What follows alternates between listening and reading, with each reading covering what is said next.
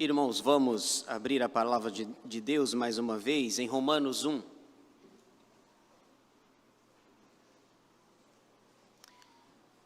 Carta de Paulo aos Romanos, capítulo 1, versículos 16 e 17.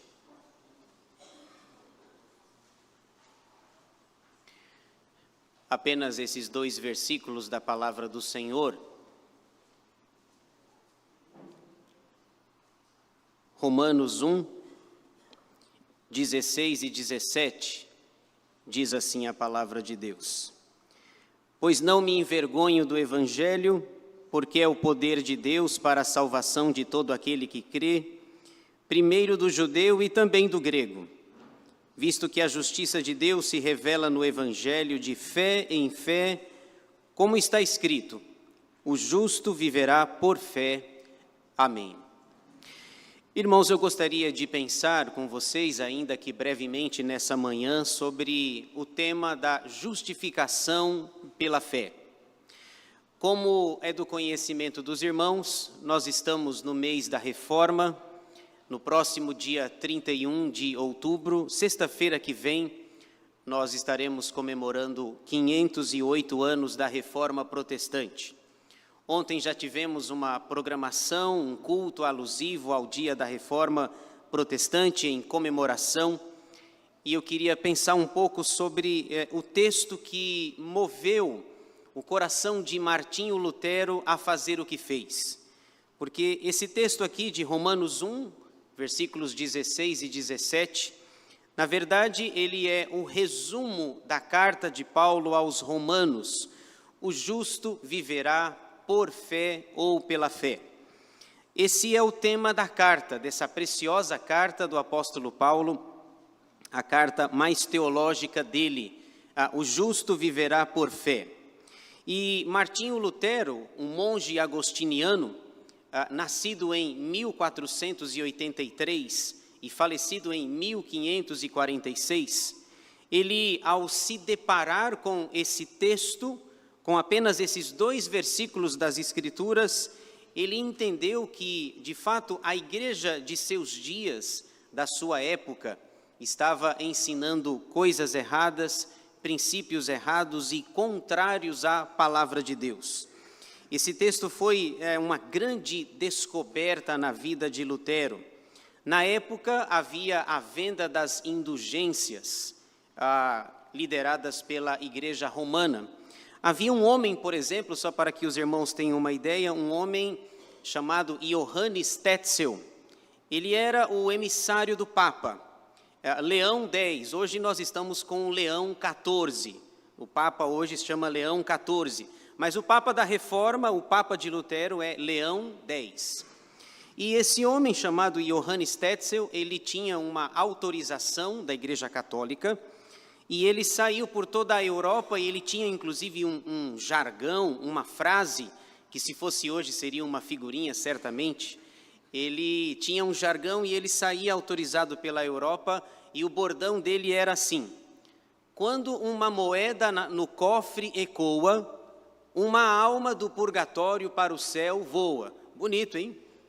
Bonito. Até rimou.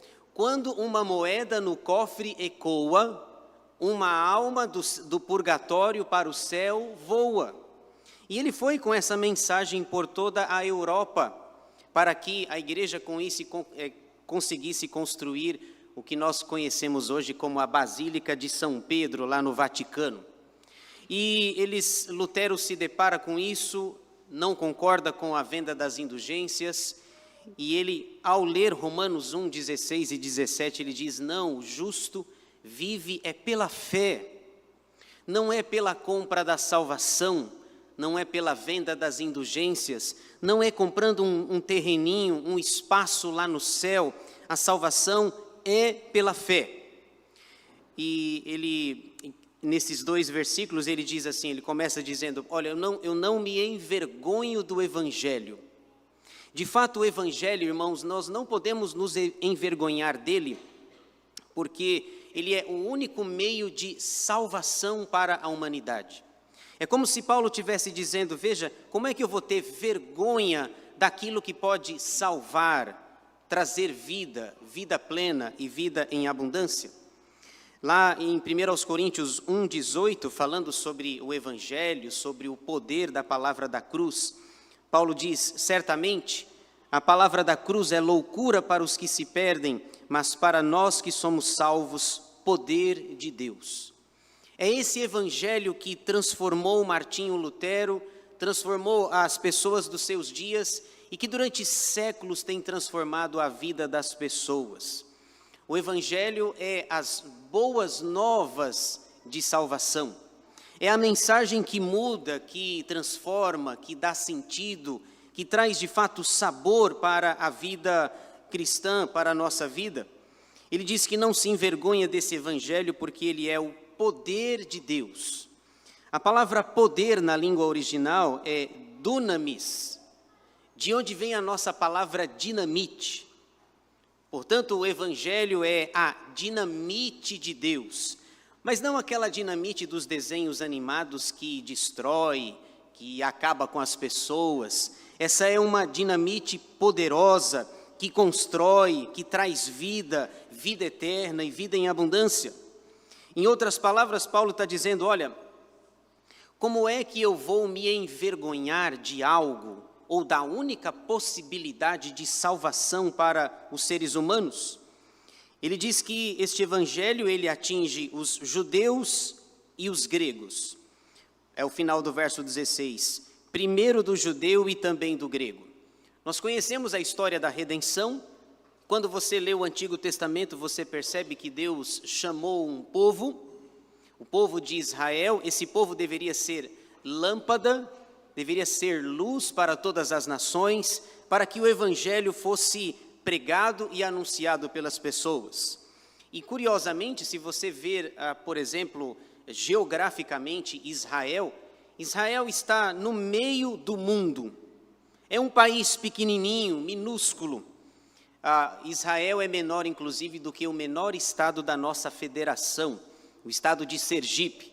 E se você observar no mapa, você percebe Israel no meio do mundo. A ideia é que os continentes passam por ali, as pessoas passavam por ali, a luz deveria irradiar a partir de Israel.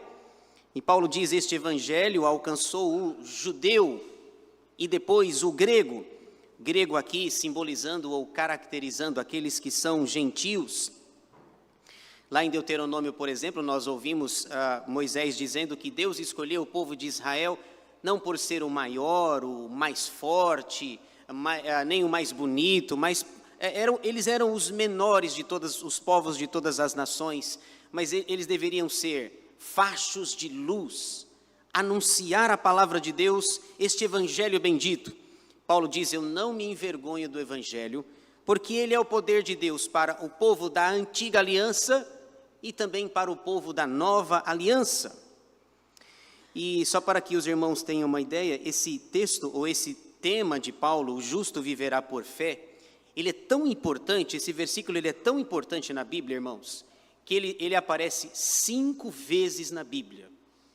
Esse tema da justificação pela fé, ou sola fide, como cantamos agora há pouco, como vimos as crianças cantando, esse tema ele é tão importante que ele aparece 5 vezes na Bíblia. 5. Eu vou citar brevemente cada uma delas para que os irmãos tenham uma ideia do tamanho da importância do que Paulo está dizendo aqui. A carta aos Romanos tem 16 capítulos, mas aqui nos versículos 16 e 17 ele condensa, ele resume muito bem o tema da justificação pela fé. Deixa eu citar as 5 vezes em que esse texto aparece no decorrer das Escrituras. A primeira vez, lá em Gênesis 15:6, essa ideia da justificação pela fé aparece pela primeira vez na Bíblia. Gênesis 15:6 é aquele texto em que Deus chamou Abraão e pediu para que ele fosse lá fora, contasse as estrelas, se é que era possível. Em Gênesis 15:6 o texto diz assim, e ele creu no Senhor e isso lhe foi imputado para a justiça. Gênesis 15, 6. Nós estamos no início da Bíblia e a Escritura está dizendo, olha, apontando a justificação pela fé. Depois, as Escrituras continuam e o profeta Abacuque também vai pegar essa ideia da justificação pela fé. Na verdade, são 2 textos no Antigo Testamento e 3 textos no Novo Testamento. O primeiro é Gênesis 15, 6, o segundo é Abacuque 2, 4. Abacuque 2,4 é o seguinte, ele subiu na torre de vigília, porque ele foi informado por Deus que os babilônicos estavam se aproximando, iriam invadir a terra de Israel, e Abacuque então sobe na torre, ele vai orar, ele vai pedir ao Senhor, esperando uma resposta de Deus, algo mais clara, algo como os caldeus não virão, os babilônicos não chegarão, e lá na torre de vigília, Abacuque 2,4, o que ele diz é, eis o soberbo, sua alma não é reta nele, mas o justo viverá pela fé. Eu tenho a impressão, só uma ligeira impressão, que não era a resposta que Abacuque queria. Abacuque queria uma resposta mais clara de que a Babilônia não viria, os caldeus não invadiriam o território de Judá em 586 a.C., mas a resposta que Deus deu para ele é, Abacuque, eis o soberbo, sua alma não é reta nele, mas o justo viverá pela fé. Agora vamos para o Novo Testamento, as 3 vezes em que esse texto é citado. A primeira vez é aqui, Romanos 1,17. Visto que a justiça de Deus se revela no Evangelho de fé em fé, como está escrito, o justo viverá por fé. É a primeira vez. E Paulo, ao citar esse texto aqui, ele tem em mente Gênesis 15, 6 e Abacuque 2, 4. Vamos para a próxima vez, a 4ª vez. Paulo escrevendo a carta aos Gálatas, Gálatas 3, 11. Em Gálatas 3, 11 ele vai trabalhar sobre essa mesma ideia de que a justiça vem pela fé, independentemente das obras da lei. Gálatas 3, 11. E é evidente que pela lei ninguém é justificado diante de Deus, porque o justo viverá pela fé. 4 vezes. Tem mais uma. O escritor aos Hebreus está escrevendo a sua carta, os irmãos hebreus viviam dias difíceis, dias de perseguição, e ele escreve, e uma das maneiras que ele faz para encorajar os hebreus é dizendo, olha, vocês devem viver pela fé. Hebreus 10, 37 e 38a diz assim, porque ainda dentro de pouco tempo aquele que vem virá, e não tardará, todavia o meu justo viverá pela fé. Perceberam? Gênesis 15, 6, Abacuque 2, 4, Romanos 1, 17, Gálatas 3, 17 e Hebreus 10, 37 e 38, 5 passagens da Escritura para dizer assim, a justiça vem pela fé. Não é mediante boas obras, não é porque nós somos bons, porque nós fazemos coisas que agradam a Deus, não, é a justiça que vem da fé. E essa justificação pela fé nos traz um presente maravilhoso, paz. Paz com Deus. Veja aí no capítulo 5, e aí nós encerramos, Romanos 5, Paulo, ele está encerrando esse assunto da justificação pela fé, ele vem tratando, ele fala que Abraão foi justificado pela fé no capítulo 4, e veja o encerramento, a conclusão de Paulo em Romanos 5:1. Justificados, pois, mediante a fé, temos paz com Deus por meio de nosso Senhor Jesus Cristo. Essa justificação pela fé nos traz um presente maravilhoso, a paz com Deus. Nós estávamos separados de Deus, desgarrados como ovelhas que não têm pastor, e essa justificação apresentada, resumida e sintetizada nesses 5 versículos, Paulo diz, o resultado dessa justificação é que agora você e eu temos paz com Deus. por meio de nosso Senhor Jesus Cristo, que morreu na cruz, que assumiu aquela cruz para que tivéssemos vida e vida eterna e vida em abundância. A minha palavra nessa manhã é para que nós tomemos consciência da importância da justificação pela fé. Pregue esse evangelho da fé e não de obras. E outra coisa mais difícil, provavelmente, viva pela fé. Nós precisamos, irmãos, viver pela fé. Sabemos que não é fácil porque a gente precisa tocar, ver, sentir, visualizar, mas a Bíblia diz que nós devemos viver pela fé. Paulo diz em 2 Coríntios 5:7, visto que nós andamos por fé e não por aquilo que vemos.